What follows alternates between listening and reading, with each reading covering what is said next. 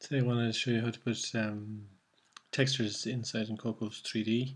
So I'll just start off in Blender and we'll select this cube here and go into editing mode and then go into edge select. And what I want to do is select seams that will unwrap this the way I want it to unwrap. Basically want that front to be on its own. And right select there, right select there, and that should pretty much do it. I've selected all there, and I've selected all there, and I've selected the bottom one there.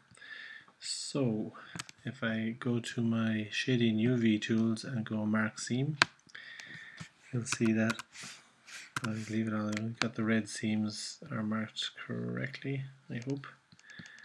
And this should unwrap nicely for me. So I'll select all again and go over here to UV image editor, and when I press U and unwrap, I get the desired shape of the cube I want.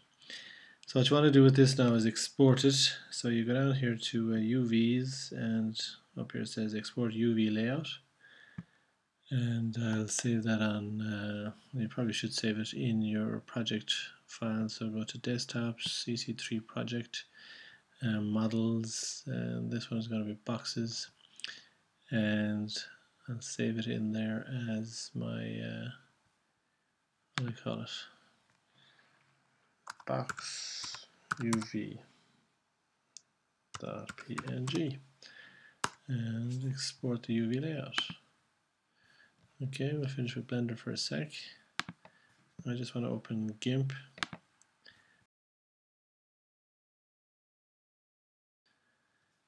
And open up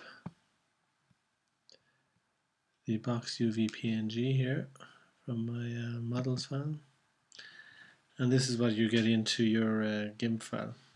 So essentially, what I've done for this one is just use the UV layout to kind of pick boxes like that. Say select, pick a color, say red, and just edit, fill with foreground color, and then I got the text tool and I went over it like that, and I wrote font maybe there.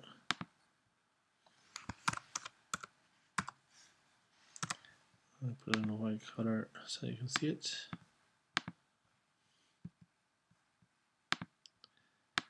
There you go.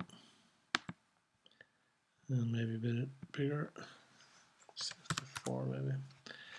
There you go. Something like that anyway. Yeah. No, there you go. And I think I made a Comic Sans as well. Anyway, I worked around the box and I pretty much put that together, and I ended up with this guy here.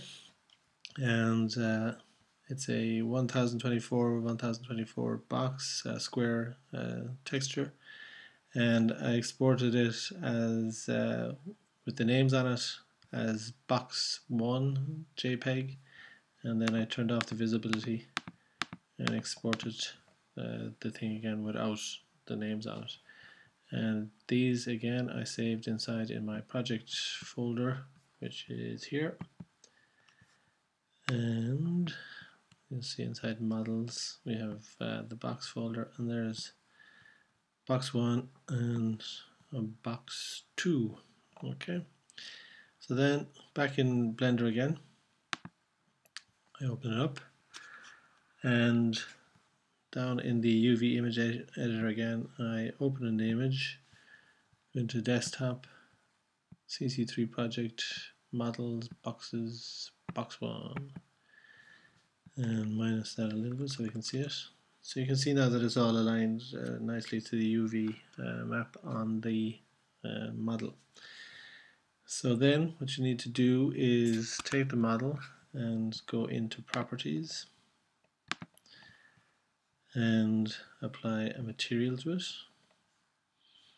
Any material will do, but then you also have to apply a texture to it. And in the texture, what you're going to do is go to mapping. Actually, first of all, you'll have to bring in the texture. So the first thing is the type, and it's image or movie. We select image, and then box 1 JPEG, and there's the texture showing up, box 1. Now the important thing is down here, you see I've got my sources given users desktop. You don't want that. What you want is that wherever this Blender file is, you want the box JPEG or whatever texture you're using to be right next to it. So what we should do is just to complete the thing, if I save this as, I'll just save it as a dummy one there. We'll save it as untitled for the moment because I've done all this already. Save it as untitled. Inside in the boxes folder, so there's untitled, and you can see now that there's box 1 JPEG and box 2 JPEG. Okay, and that's important because you should, when you're looking down here, see that the source is right next to where the box is, because when you export the pod and you put it into Xcode, it'll look for the JPEG that's in the same folder as the pod. When you export the pod doesn't actually export the JPEG, but it exports the link to the JPEG. Okay, so that's the image brought in. The next thing we need to do here is come down and select mapping and select that to UV. And that's pretty much it. That's all you have to do. So I've completed a little project called boxes, and I'll just open it up there and show you what I've done. And in the boxes blend, I have one box that is textured using the material with the names on it, and the other box which just has two different types of material on it, so that it's split up. But I duplicated this box first before I changed the materials on this, so that the map, the UV map, is in this box as well. And you should be able to see that if I go to UV image editor. Just take out the picture there for a sec, and if I select all on this and press UV unwrap, you can see that the map is still there intact for the other box, even though there isn't any image, any texture attached to it at the moment. Okay, so that was that. This is called the text box, and this one is called the mix box. And now I go and export it using PVR Geopod, and I exported it out as boxes.pod. Okay, so I've done that already, and just open up Xcode now and show you it. And inside of Xcode, I've dragged in the boxes pod, I've dragged in the box 1 JPEG, the box 2 JPEG, and I've also brought in a grass JPEG that I'm going to use just to illustrate something. Okay, so in our main layer, I've done a little bit of change moving on. There's a label, a CC label BM font, and if you open up the main layer now, it's got a few extra things added to it. I've just added a background. I have a little method here that adds a background. It takes the size of the screen, it takes this blank little PNG texture I've added, which really is just, it's a tiny thing, you can't even see it there, so small. It's just 1 by 1 pixel and it's white, and it means that when I go into my main layer, I can just give it a bounds of the screen size, set it in the middle of the screen, and then color it, and that will give me a background color to the main layer. And I set it to -1 so it stays behind any scenes that are opened up. So what happens now is that we add the background, the label is set to main label, and it's using a font label now, so I've dragged in a font as well. And the label is set to halfway along and 3/4 of the way up, and then added the layer. And finally then we run the action, which is a sequence action. There's a slight delay time just to show you the main layer, and I call the function choose scene, and at the moment that's set to open up the textured scene. Okay, and the texture scene, when it opens up down here, the label string is changed to texture scene, and then the scene is opened up. Okay, and the texture scene is much the same as before. It's got its own background color. The camera is slightly above, but in front. I've moved the lamp out a little bit on the z-axis coming towards you, and that's about it.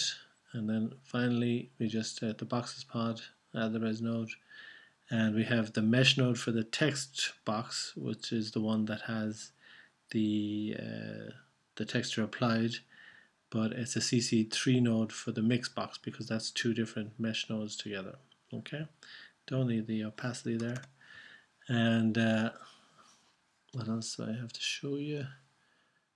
I'll be running a little bit of an action on it later, but I'll just, for the moment, we'll just open it up and I'll press Command R and see what we have. I just need to comment that out as well there. Okay.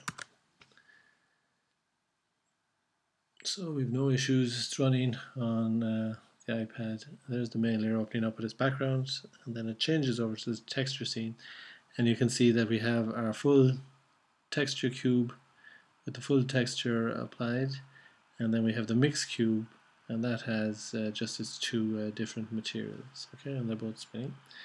So that's that. Now what I've done is to show you how you can manipulate the textures a little bit. First off is I've got a little function called swap textures, and I'm going to let it be activated now this time. So after 8 seconds, this swap textures function will be called, and what it's going to do is get the text box and set its texture to the box 2 image, which is the box without the writing on it. And then the next thing it does is it takes one part of the sub mesh of the mix box, changes its diffuse color to white, and then wraps it with a grass JPG image, and the other part of it changes to white and it puts on the box 1 JPG image. So I'll have a look at that, just quickly talk about it afterwards. Running again, main layer open, and the scene is open. So as you were, that's the node with the two mesh nodes, and there's the changeover. This one is changed to the image without the writing, and this one has one part of it, its mesh node to change to grass, and the other one takes on that the one with the writing. So it just goes to show you that once the map is on, once the UV map is on the cube, you don't have to have it attached inside in Blender, but it will attach just by using those methods, just by setting the property of the texture for the mesh node. Okay. There's loads more that can be done with textures. I'll deal with that later on, but firstly I'll do a few small things about the updating, and then on the lights, and then we'll get back to textures again. Okay, good luck.